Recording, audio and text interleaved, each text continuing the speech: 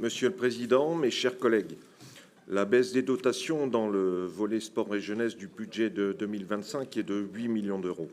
Deux des trois objectifs stratégiques de la Commission sont impactés. Le premier, faciliter l'orientation par l'information et la promotion des métiers et des formations, passe de 20 millions d'euros en 2022 à 7 millions pour 2025. Réduit à ce point, la commission formation professionnelle ne serait-elle pas plus légitime pour traiter cet objectif?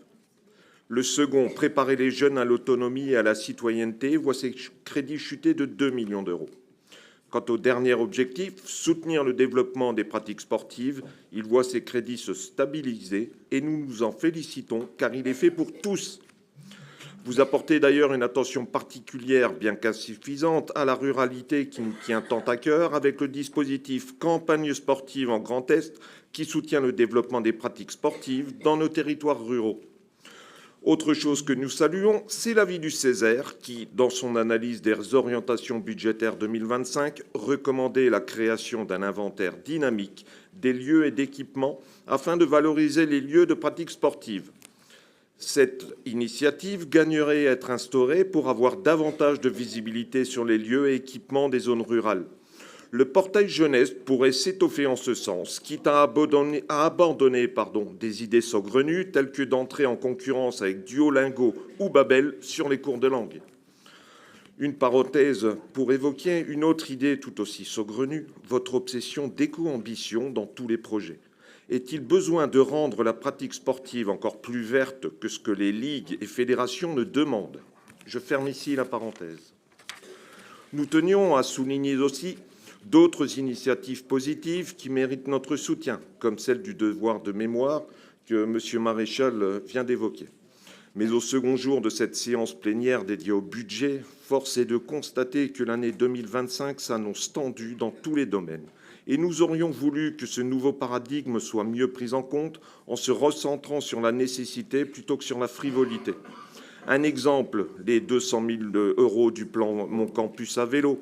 Les besoins des jeunes sont, et vous le savez, de se loger et se nourrir. Aussi, la région doit continuer et surtout drastiquement amplifier son soutien concret aux étudiants avec, par exemple, les marchés et épiceries solidaires, mais surtout développer une offre bien plus large. Bien manger ne doit pas être réservé à quelques-uns et encore moins juste manger à sa faim. Et une synergie avec les filières et producteurs locaux, vous amorceriez un beau marché circulaire. Nous partageons également la nécessité de faciliter l'accès au logement des jeunes avec la poursuite du programme Loge-toi, qui aurait toutefois gagné à être pourvu de davantage de crédits. La tension est telle sur certaines zones qu'il est quasi impossible de trouver un logement lorsqu'on est jeune. Un point pourtant primordial n'apparaît pas dans votre rapport et nous le déplorons. C'est la nécessité de sécuriser nos campus. Sécurisation face aux intrusions, notamment qu'elles soient physiques ou idéologiques. Rappelons que Sciences Po Strasbourg a récemment suspendu ses partenariats avec une université israélienne. Toute tentative d'entrisme doit être dénoncée avec force pour que nos universités restent des sanctuaires, des lieux de débat apaisés, des lieux de formation et pas d'embrigadement. Pour conclure, nous aurions souhaité un recentrage sur les besoins urgents de notre jeunesse qui incarne la France de demain. Située au carrefour des maux de notre société, crise sécuritaire, du logement, du pouvoir d'achat, notre jeunesse aurait mérité qu'on voie les choses en grand. Pour toutes ces raisons, nous voterons contre ce rapport. Bravo.